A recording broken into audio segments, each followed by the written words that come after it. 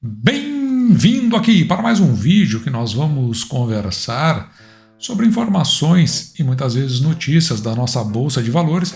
Essas notícias e essas informações normalmente elas tendem a nos ajudar nas nossas tomadas de decisão em relação à nossa carteira. Eu vou falar um pouco sobre ISA-CETEP, Taesa, renúncias, compras e pagamentos que foram feitos. Também vou falar sobre BB Seguridade, Copel e veja bem lá no cantinho à esquerda, de novo ela, a BlackRock, ela está comprando ativos no Brasil e nós vamos dar uma olhada no que isso pode significar. E vamos começar aqui com o BB Seguridade. Veja que nesse comunicado ao mercado que foi feito no dia de hoje, 15 de março de 2024, hoje é sexta-feira, último dia da semana, e note que o que nos informa é que o senhor Daniel Maria renunciou ao cargo de vice-presidente do Conselho de Administração. Isso aqui não chega a ser uma excepcionalidade dentro da BB Seguridade.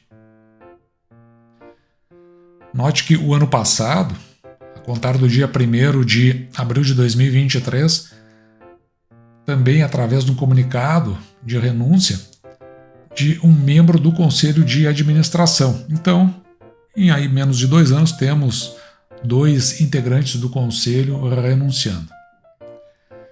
E a questão é que renúncias são muito comuns na parte dos conselhos. No entanto, o que a gente tem observado é que isso vem acontecendo com muita frequência. E essa frequência nos chama a atenção. Então, é um detalhe que a gente precisa ficar atento, porque isso aí pode nos dar o entendimento de que alguma coisa talvez esteja acontecendo no mercado. Eu comentarei sobre isso no final desse vídeo.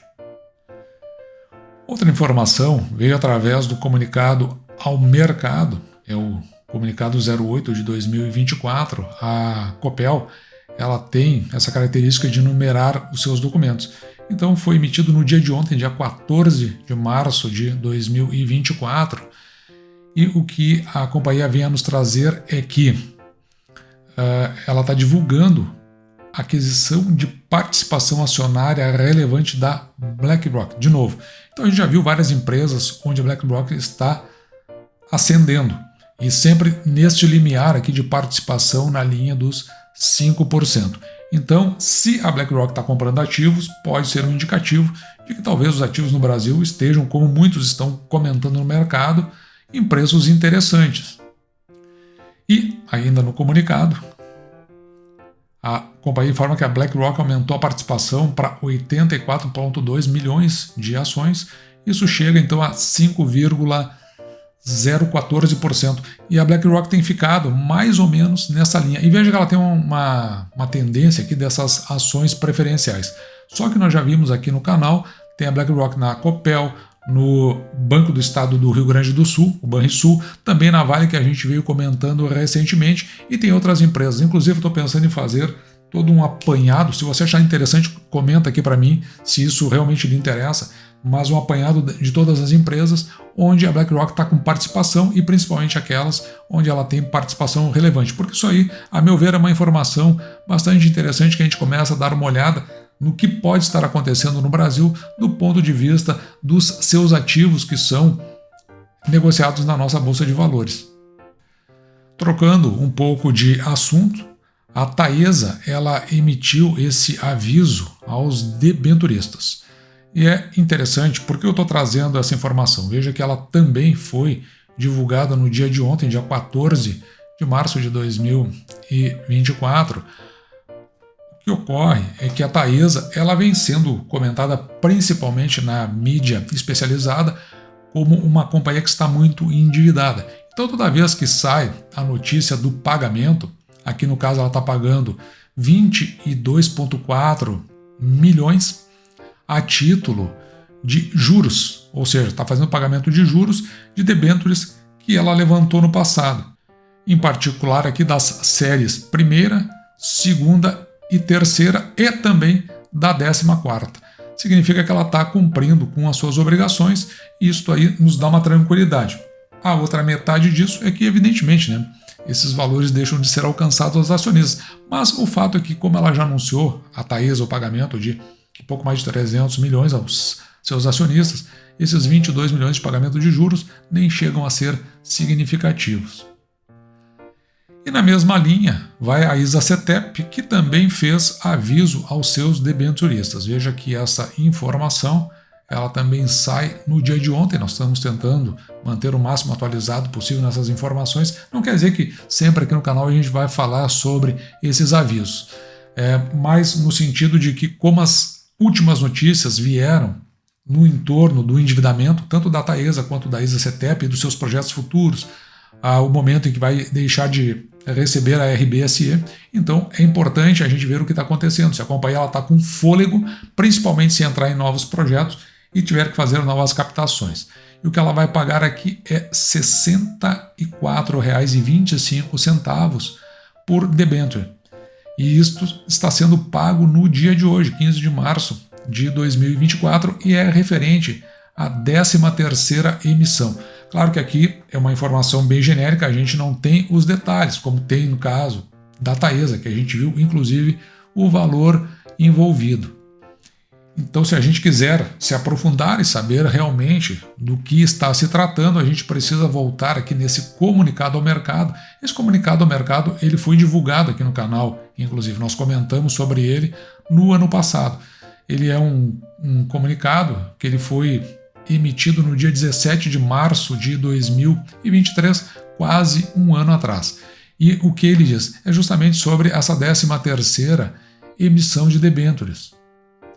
Debêntures simples, não conversíveis em ações, cujo o total emitido foi de 550 mil debêntures, valendo cada uma R$1.000. Então, para você saber o quanto a ISA-CETEP vai pagar no dia de hoje, basta você pegar aquele valor e multiplicar por 550 mil. Isso no caso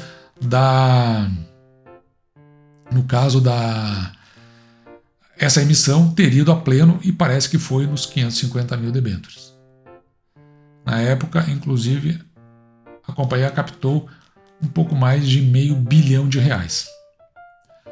Desta forma, a gente pega aqui os R$ 64,25 aproximadamente e multiplica por 550 mil debêntures. Então a gente sabe que no dia de hoje a ISA-CETEP, TRPL3, TRPL4 está desembolsando em torno de 35,3 milhões de reais. O que também, em relação à companhia, nos dá esse conforto no sentido de que a companhia está andando na direção de cumprir com suas obrigações. Informações que eu entendo bastante interessantes porque, por um lado, a gente olha a BlackRock comprando ativos no Brasil. A gente precisa estar muito atento a esses movimentos do mercado e até fazer um casamento com o momento político do país.